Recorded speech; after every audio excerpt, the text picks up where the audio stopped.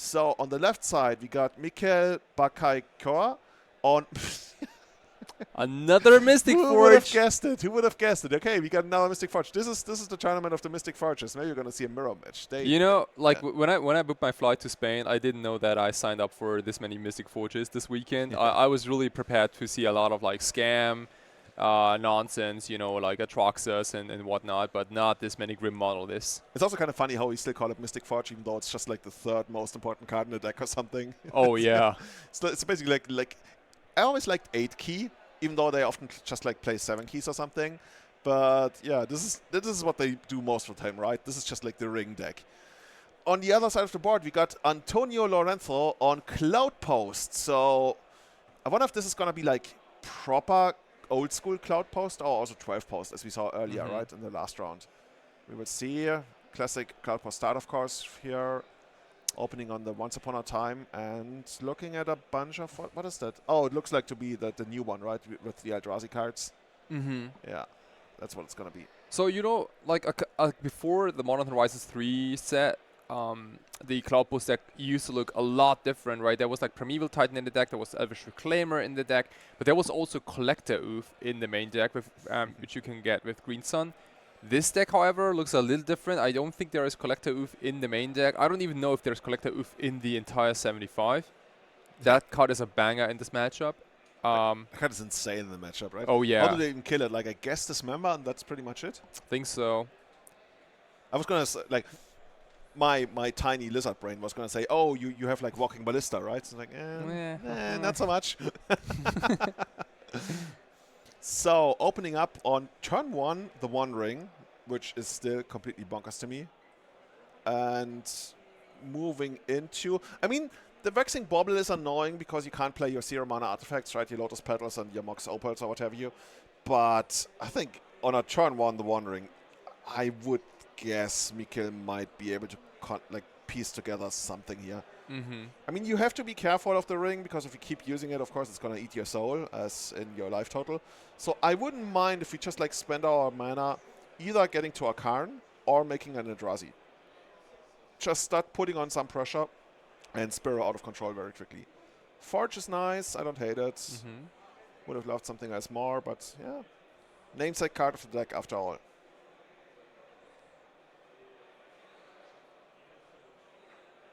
Don't want that card. What's that one going to be? No, we can't really see it yet. I guess another ring. That one stays on top. Rather forcefully. Okay, we're going to get rid of our own city. Get the tomb. Play something from the top. Maybe. Another key. Okay. It's like, I've seen this one before. Dude, playing against Mystic Forge must be somewhat demoralizing. They get to do all these amazing... Like, you know, just like physically, something players really like, and maybe I'm just speaking for myself, but I think players like activated abilities. I think players really like activating activated abilities, which sounds so weird, I guess, because even just like tapping for mana is an activated ability. Yeah. But I think players like paying mana and doing activated abilities. It feels like you're doing work, like you're generating value. Whereas if you're attacking, you never know whether it's a good or a bad attack. There's rarely a bad activated ability that you can activate if you have the mana for it. Yeah, that's right. That's right. Yeah, like, you know, pretended you were busy doing stuff. Yeah, right. Like when you know you're supposed to do something for work or like for university or something, and you go around like activating all the activated abilities in your apartment. You're like, oh yeah, I'd rather do that right now. Exactly. Instead of like doing the proper attacks and everything. You just wanna like clean my apartment, activate abilities. All the same to me. Okay, so these are Eldrazi spawn tokens, by the way. Is this like an octopus? No, it's like a starfish or something. Starfish, yeah. Okay, so this is the official win condition. One of the many win conditions this Mystic Forge deck can present. We have Vexing Baubles on both sides. Actually, 3 of them. So a little redundant for my taste. Ever so slightly. Yeah. Like the one on the Mystic Forge side is really nice because you have the Mystic Forge. Like if you have something that you really don't want to cast this turn, like you can cycle your Vexing Bauble and you don't get a fresh card on top. Which is really cool. honestly, I feel like you just want to get like the second Flash Raker, and then even though your Lotus Petals and stuff that get countered, the Flash Raker already triggers on just casting colorless. Exactly. Yeah, Exactly. Okay. So yeah, that's So already good enough. you can like easily machine gun your opponent like maybe like 1 or 2 turns. I feel like the next turn might be the very last turn Antony's ever gonna get in this game, if he's gonna get another turn, which also like I'm not too sure about. Chat, let us know, by the way. We haven't even pulled up chat. Here we go. Oh, we're very bad commentators. There we go. Chat, let us know. How do you like Mystic Forge? Is this something you play yourself? Is this something like your worst enemy plays? How do you feel about the deck? Is there anybody in chat playing Mystic Forge? If so, tell us, does the deck ever lose? Because right now, we're not too sure about that. What are some common cards people play that actually wreck you when you play Mystic Forge, other than Collector Oof you already talked about? I feel like Legacy is not a Collector Oof format anymore. Like It isn't. It surely isn't, no. A lot of decks have dropped that card. Mm-hmm. Kinda. I don't even see like all these 4 or 5 color abominations anymore that might have it in the sideboard or something, but they usually don't. They rather play like Force of Figure, as they always used to. But even these Elf Cradle control decks, I'm not sure. Do you still play that? Some of them play them in the sideboard, not in the main anymore. But I feel like it used to be like a main deck staple or something. Yeah. It was probably a little more dominant when, decks like Painter were a little, saw more play maybe.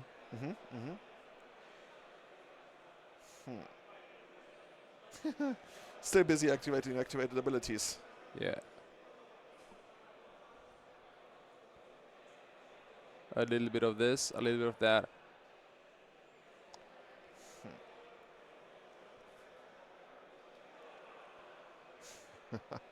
Oh, I'm seeing a Khan, the Great Creator. So now like that is the Collector Oof we were looking for. Oh, we now pay double for our Collector Oofs. Okay. The thing is, like, if Antonio gets down Karn next turn, which I guess you can do if you draw like what's the thing he called that has like all the card types, all the land types. Anyway, if you draw that, you get to make Karn next turn, but I'm not too sure that even does it. Like you can just like still kill Karn, right?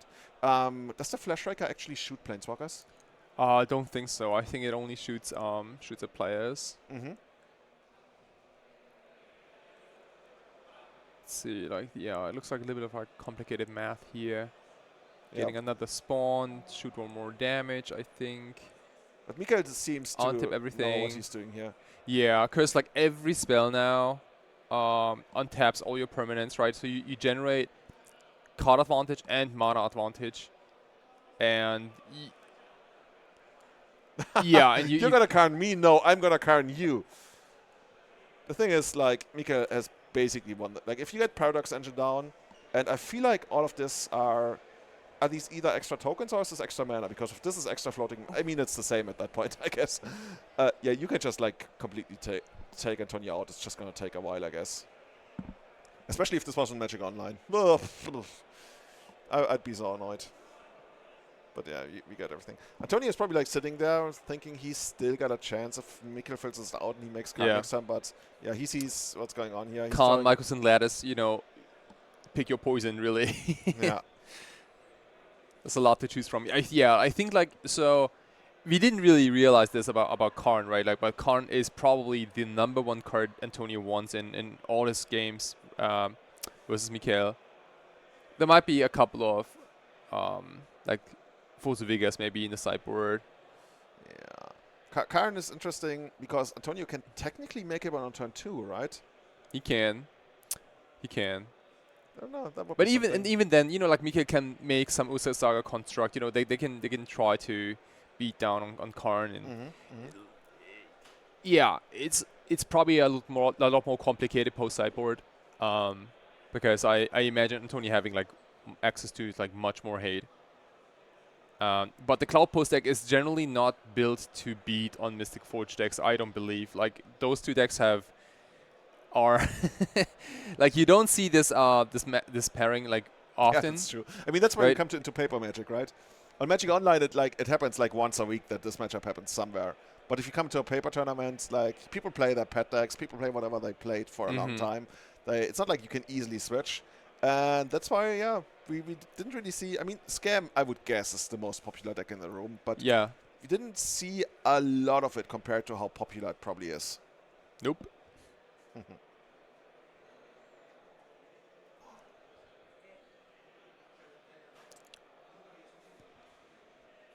Okay, King picks off with Once Upon a Time here. I think the most explosive mana acceleration is aligned with Ursa's Tower, probably.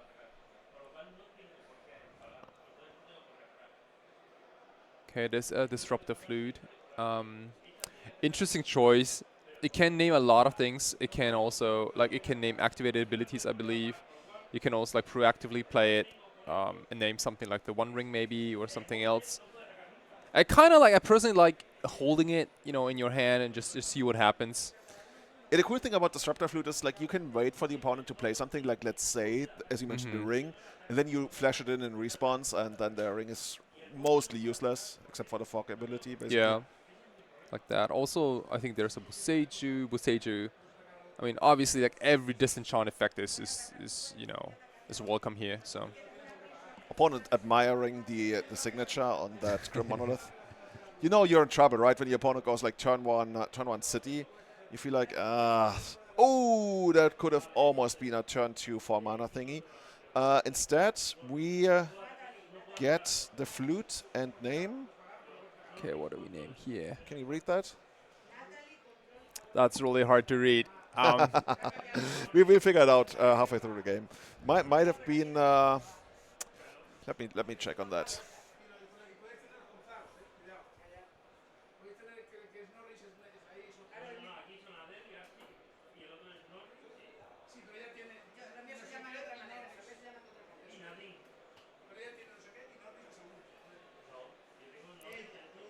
Okay, so Mikel tapping his City of Traders for a second copy. There's his own Con the Great Creators. Probably not the card that was named by the flute. I like this a lot. Like, he can already get Michael's Lattice if he wants to, and drop it next turn, if possible. There will likely be game over. Mystic Fortress is also a nice call. And again, like, you know, he can retrieve something else next turn as well. There's no pressure. But I was going to say there's no pressure, but then you feel like reminded it's Cloudpost, and Cloudpost can do, like, disgusting things. Is that the... Oh, yeah, that's a Sowing Michael spawn. It's the full-out version, so we get to tutor up a land. Wouldn't be surprised to see, like, a Wasteland, maybe, you know, to take out the City of Traders. I think that's a good choice. There's also other a than way to get that, a tower, maybe? Yeah, you could get a tower, or I guess, yeah, okay.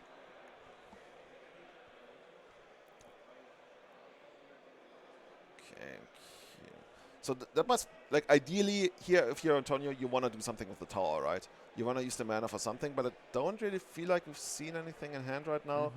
God, these mana bases are so janky, honestly. Like, if you look at this, but that's just like if you play these decks, I guess. Mikel can, like, decide to get rid of all of his lands, like playing the Crystal Vein, using it, and getting rid of the city to commit to up to 7 mana that he has available on this turn. What we see on the other side, we see a Dismember that doesn't really do anything.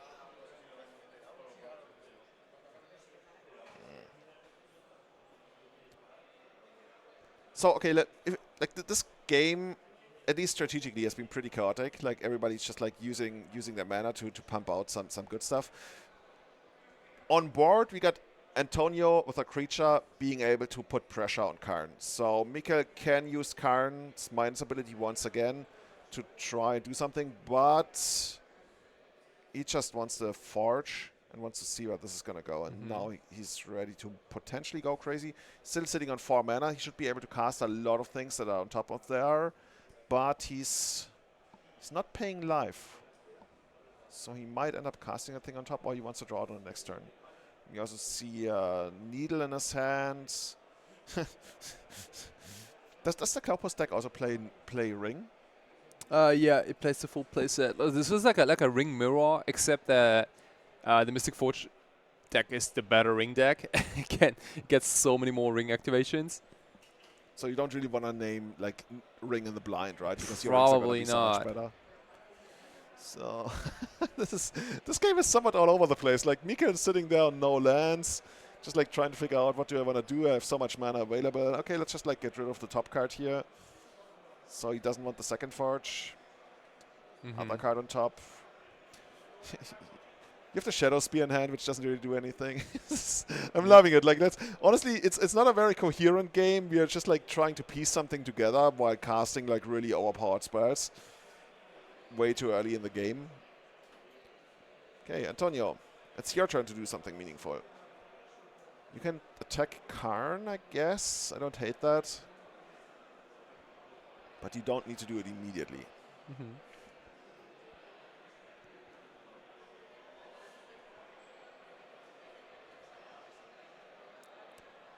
Is there any...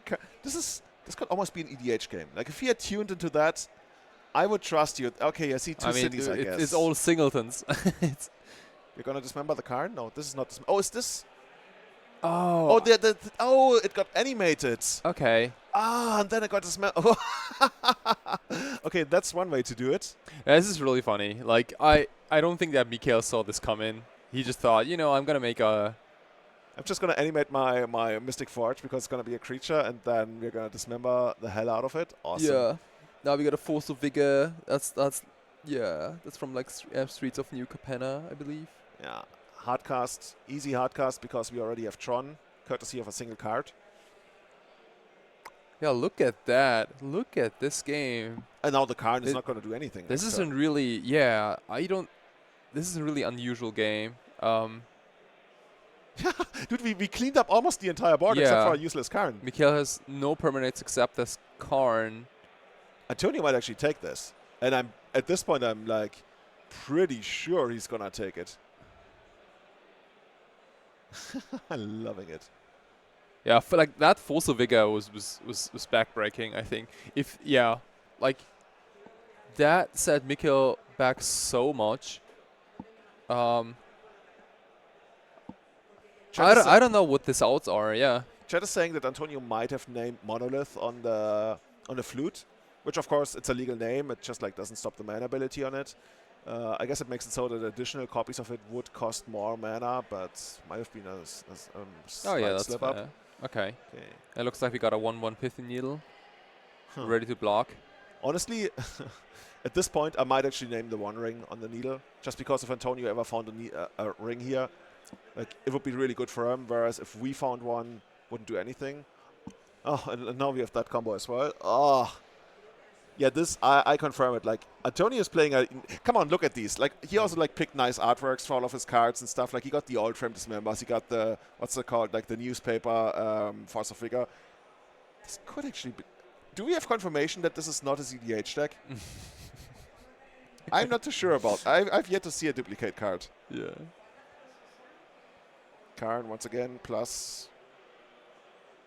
Looking at what we can potentially get sometime in the future, but... Still 2 turns at least away. Ah, okay, we can still. Yeah, I think it's crazy to say, but I think this sowing Myco spawn is the most obnoxious thing on the battlefield right now for Mikel. I think, just like a 4-mana 3/3. Yeah, this is where we take out Karn now, right? But we make a token in response. Sacrifice the token so we can keep the Karn alive, but no, nothing else. Just get the bobble. Good card in the matchup. Mikel can make a token or once again get rid of a bunch of his own lands to cast something. Yeah, okay, I agree with you. Like this Mystic Forge deck, when it's not working, it's really not working. This is pretty bad.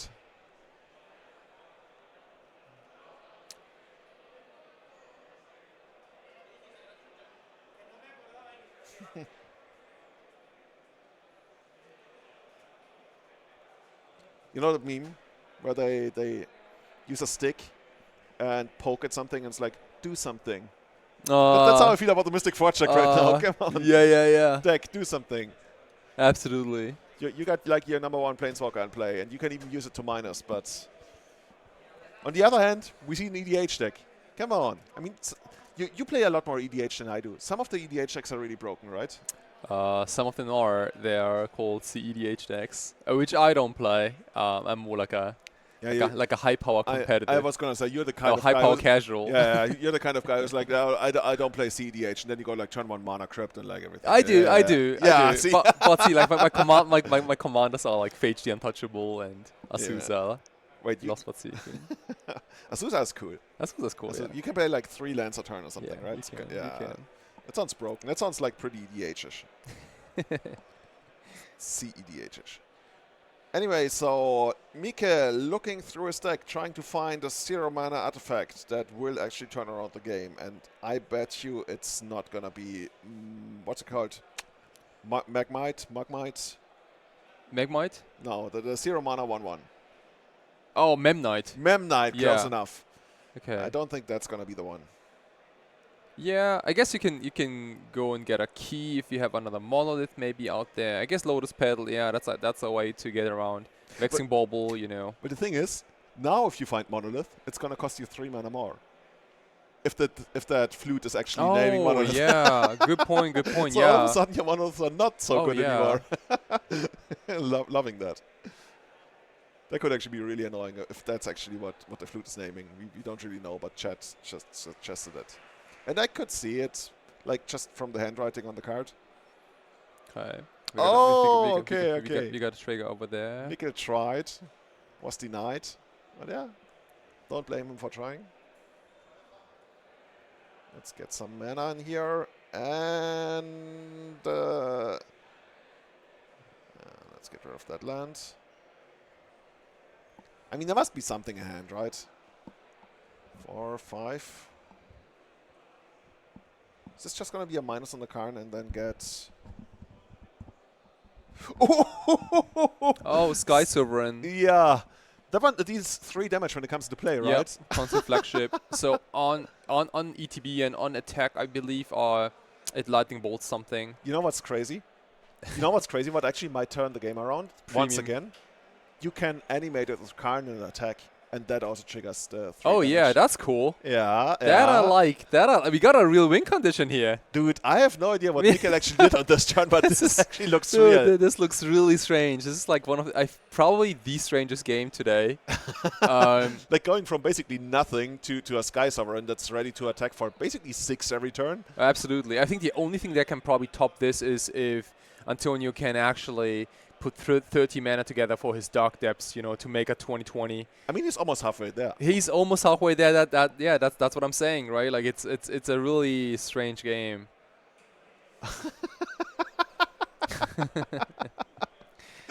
Oh my god, Mikel's like sacrificing everything he has. Like, no, I don't need lands, I need nothing. I just want my big Sky Sovereign to raise from the ground and then be animated and touched by Karn every single time. Oh, wow. I mean, okay, there's a crop rotation. I mean, yeah, it would be so sad for Antonio if he loses this game because, like, until like mid-game, like it looked like he had a lot of things in control, especially that Fosso Vega was busted, and I didn't think that he's gonna get a way out of this. But I mean, he gave us a really good show, honestly. And I mean, if he loses this game, there's still gonna be a third game. But he gave us, like, even just in this game, he gave us a really, really good show just by getting that Sky Sovereign out there. A friend of mine has always been telling me, Julian, you have to play Sky Sovereign in your Karn sideboards. And I mean, part of me is happy I'm not playing Karn anymore, so I don't have to listen to that. But yeah, like seeing Sky Sovereign in action here, like maybe I'm a believer once again. Maybe it's gonna come back. It's such a cool interaction. I don't know. It's like Karn. He's like this dude. Yeah. And then there's this huge giant battleship, but it's like on the side. It's not working. Just like Karn goes like, boop. ET touch. Yeah. It's like, boo, all of a sudden it goes into the sky, it attacks, and lightning bolts something. And then it goes back to sleep. All right. Okay, go. Oh, check this out. So there's a crop rotation. Honestly, don't really know what you're going to get with this because, okay, there's a test spin stage, but you're almost at a point where you can simply pay for all the counters. That's true. You're actually so close to doing that. Okay. But Mikel had nothing to stop that. To make the token, tie up the games to 1 apiece, and we're getting ready for the third game. Do you think we're going to see Sky Sovereign again? Oh, man. Turn 1 Karn, turn 2 Sky Sovereign. Let's go. How often are you going to do that? Yeah.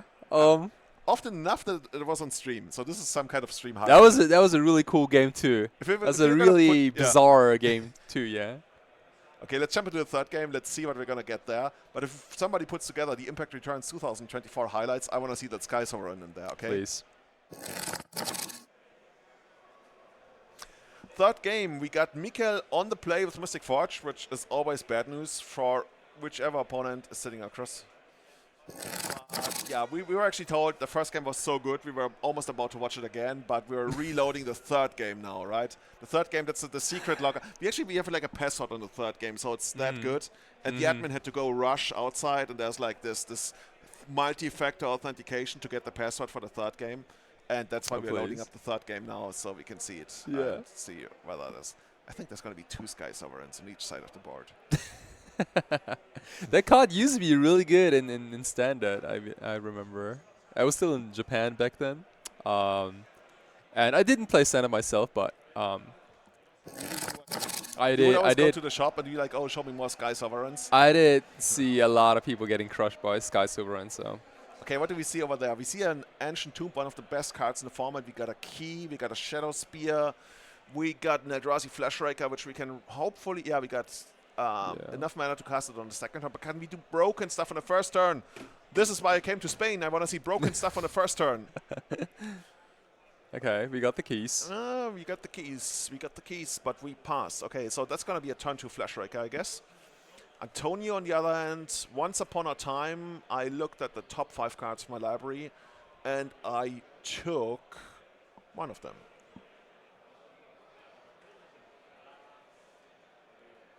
Tough decision. Do we want to take the Spirit Guide? Do we want to take the... I think there was like a Glimmer Post or something. Double checking cards in hand. What actually works well there.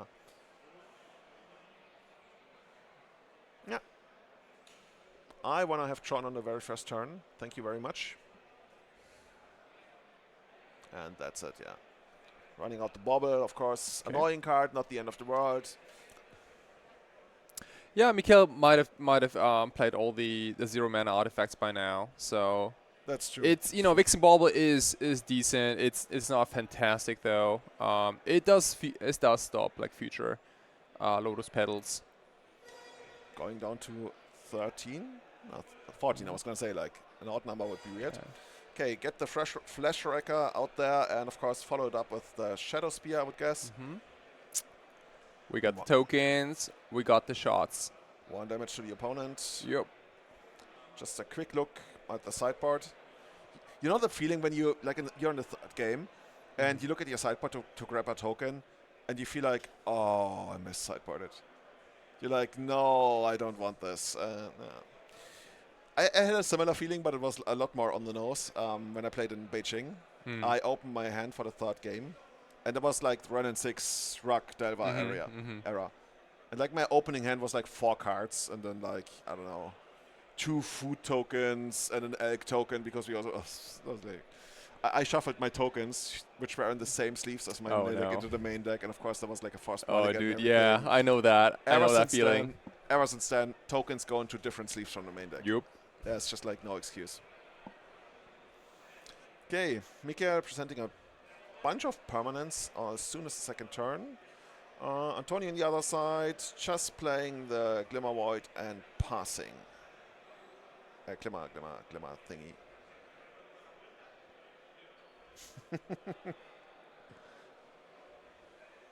He's got another key. Doesn't really do anything for him on this board set other than like generating another token, pinging once again. Yeah, there's no really like the real like draw engine ready. We got a lot of keys. We got the damage. You know, like this Flash Wrecker, like it now attacks for 3, and you know every colorless spell, you know, shoots your opponent for 1. A little slow. I think he was also on a mulligan to 6 here. I mean, this is okay for a mulligan to 6. You're ready to take advantage of almost every great top deck, of which you have something like 16 in the deck right now. So if you draw like a couple of turns, then before Antonio goes completely crazy, you feel like you can do this. On the other hand, of course, Antonio with a crop rotation here, I would guess that's the Nurse's Tower, right? Because if he's getting anything else other than Nurz's tower, I think I'm in really big trouble. Okay. That's still manageable, because that's what we expected. But if he had gotten, like, let's say he gets a Dark Depth there, or if he gets, like, a Yavimaya there, or a Thespian Stage, I would feel like, oh, this guy has a plan. Whereas right now, the plan is just to make a bunch of mana and spend it on something. Which already could be a problem, as we see, well, okay, Pokemon Flute coming down. I'm not even going to try to... like, I tried so many times to remember what this card is actually called. It's Disruptive Flute. Pokemon Flute, as you say. Cool. Ooh, nice. On Voltaic. You don't see that very often, but I guess that makes a lot of sense. Especially with 2 on the board. Yeah. Yeah. Sounds good. We draw a Karn. Oh my god. That Karn alone is not gonna do it, but it's gonna make life more awkward for Mikel, of course, at some point. But with Voltaic, he's already turned off. I mean, do you even minus there? Because if you minus, you lose it, right? Yeah, you might simply want to maybe uptick. Yeah, and pass. I like that a lot. You could also uptick on your own flute. Not that it really matters.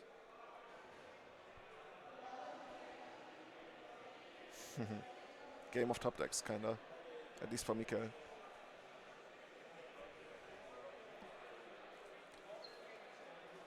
Is that... No, that's not a ring. I guess that might be a city or something in his hand.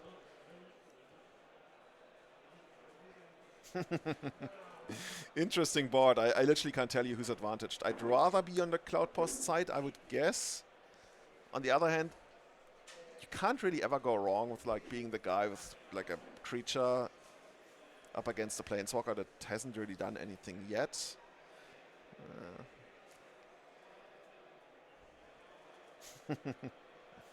Mikel double checking to make sure whether this one can hit Karn on the triggered ability. What's the card in Antonio's hand? Oh, that's a ring. So maybe. that's probably gonna come down next turn. Okay. But the thing is, like, you can get the ring. Uh-huh. You can even like plus on the ring or something, but you also like you're invulnerable for a turn.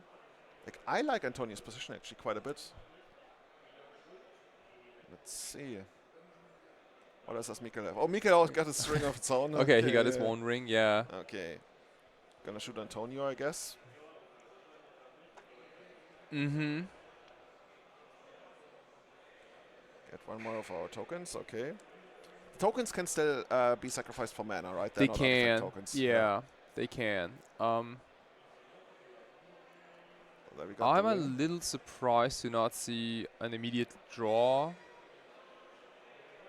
On his main phase, right? On his main phase, yeah, to draw something like a Grim Monolith, or I guess Grim Monolith doesn't really do anything because of Karn. But he also didn't do it end step. What? Oh shit! No, he can't. Oh, because it's a ring, because there's a card. Yeah. All right. Guys, like, I'm a little like, surprised you the know. opponent didn't try to cheat. So like, oh yeah, sure, so am I. It's like, there was something, right? No, that's terrible, actually. Yeah.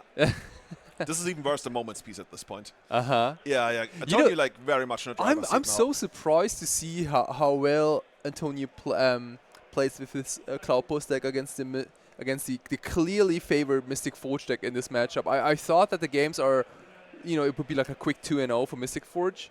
Because, like, the tools Cloudpost has are... sluggish. Slow. Yeah, and, like, the Mystic Forge deck is not on the Cloudpost deck's radar, like, at all, I think. The Cloudpost deck really focuses on aggressive, like, Delver decks, how to beat Delver, how to build... Sauron, get away. You're not... This is actually Gollum. Gollum is trying to steal the key there, the ring there. Like, no, Gollum, no. This is mine. Watch out for that guy who tried to steal the ring. He might bite off your finger at the end of the everyone match. wants it. Yeah. Good thing, like, Pro actually has a backup ring. You didn't see that in the movies, but they were like, yeah, actually... If the we backup actually one in the pocket, yeah. Yeah. Maybe the spectator was confused about whether Karn is like Nilrod and shuts off all artifacts, which of course it doesn't. That might have been the question. Yeah, that's a fair point. Yeah. So looks like they might currently be... Yeah, it looks like they're waiting for a, like, Lord of the Rings charge. Did you know that Lord of the Rings is actually a card game? Legend of the Five Rings or something? Yeah, I'm totally making up the name, by the way, but no, that like sounds right. I think that franchise released a lot. Like they also released like a tabletop game. I think like a what's it called? Like something similar like Warhammer. I think Okay, with okay. figures you can paint. Um, I even believe there's like a Monopoly for Lord of the Rings. I Think but so. you know how Hasbro, when you read their earning reports, it's always like Magic keeps everything afloat. Uh huh. And then like Monopoly makes so much money for them, Oh and I really? really wonder who is still buying Monopoly. Oh yeah. I'm sure not our generation and none of the generations after it. Like who gets excited for, hey, we want to play Monopoly? Oh dude, like Monopoly. It's a terrible game. Thank you. Yeah, I was gonna say the same. Like we played Monopoly with a couple of friends like last year, and it was probably like the last time I played Monopoly in my life because it is such a devastating game that ends a lot of friendships. It ends more friendships than it starts friendships. Yeah. Also, like Right. even if you just like look at it from a game designer thing, it has this huge. What do we call that? Like that's what do we call it? Magic garbage time, right? Mhm, Garbage time. Monopoly is like 80% garbage time. Exactly. It's just like you go around, Yeah. nobody wants to play anymore, and the one person who's clearly gonna win, they're just gonna take Right. forever. I don't know. Ring was summoning sick creature last turn. Ooh, wait, you're saying Ring was animated by Karn, and therefore summoning sick and couldn't be. Oh, now that's something. Oh, that's why they're rolling it back. So Karn plussed on the Ring, Mm. I guess to have like a potential blocker or something, Mhm. which makes sense, right? Because the Flash Striker couldn't then attack. But then Antonio like tapped it for the card draw at end of turn, I would guess. Which of course you can't because it was summoning I sick, but see. it I didn't see. really. Yeah, This yeah, is a yeah. little bit of an unusual like interaction. I think it's probably not on anyone's radar. I think like Mikel probably also missed it, that part. Okay, so this is, I guess the fix is that he has to put back one of the cards. I've seen like in the past where the opponent gets to pick which card you put back. This looks more like it's going to be a random. No, it's like, oh, yeah. Okay, it's face up, and yeah, Mikel gets to pick. Which honestly is the fairest way to reset everything. Okay. Because sometimes when you pick a random card, it could actually be beneficial to the other player. But here, Mikel's going to be like, okay, which card do I definitely not want you to have? I mean, it's got to be that Force of Vigor, I believe, Oh, yeah, or Force the of One Use. Ring. Emrakul, like we are far away from Emrakul mana. Like, honestly, Mikel is looking at this hand and is like, none of those cards are actually scary. Like, your boy, can I take the Planeswalker instead, please, Judge? Can I just, like, do Vindicate? Yeah.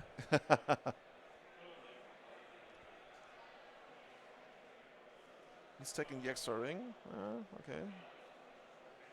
Yeah, this is really awkward. Like, you just got to learn that the opponent doesn't really have any good cards in hand. You still feel very far behind.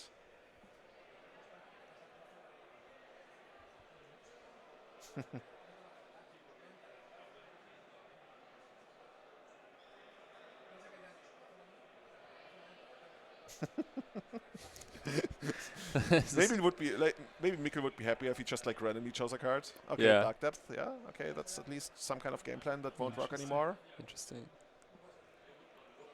Watch him like take Emrakul. Just like, no, I think the game will go to 50 mana, and I want Emrakul to be at the bottom. Actually, it wouldn't even be in the bottom; it would just be shuffled into the deck.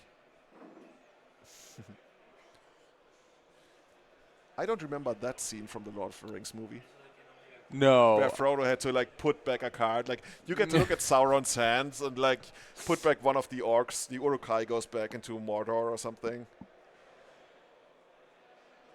So he picked the One Ring. Is that what he picked? Looks like it. Mm-hmm.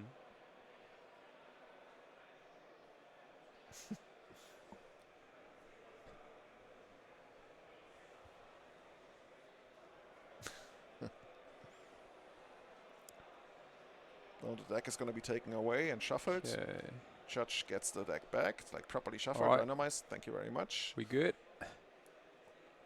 What do you think about holding cards upside down like Antonio does right now? I generally don't think that's. Isn't it genius? You know why? By the way, do you know why he's doing it? He knows that those are the cards that were revealed to the opponent. Oh, I guess if your sleeves are, don't have like an emblem on it or like some image, then I guess you can do that. Because like some people sometimes ask me, when I get thought seized, Mm, I write down my own cards. I write down which cards okay. my opponent has seen, and then I cross them off as they like I play Yeah, them. yeah. No, that makes a lot of sense. That makes a lot of sense. I mean, doing it upside down is basically the same idea Uh-huh. uh, for people like me who just like doesn't want to remember it. But of course, it can be annoying. But I couldn't stand having my cards upside down. Also, it makes flicking a little bit weirder Yeah, because sometimes you like hit them from the bottom. yeah. Yeah.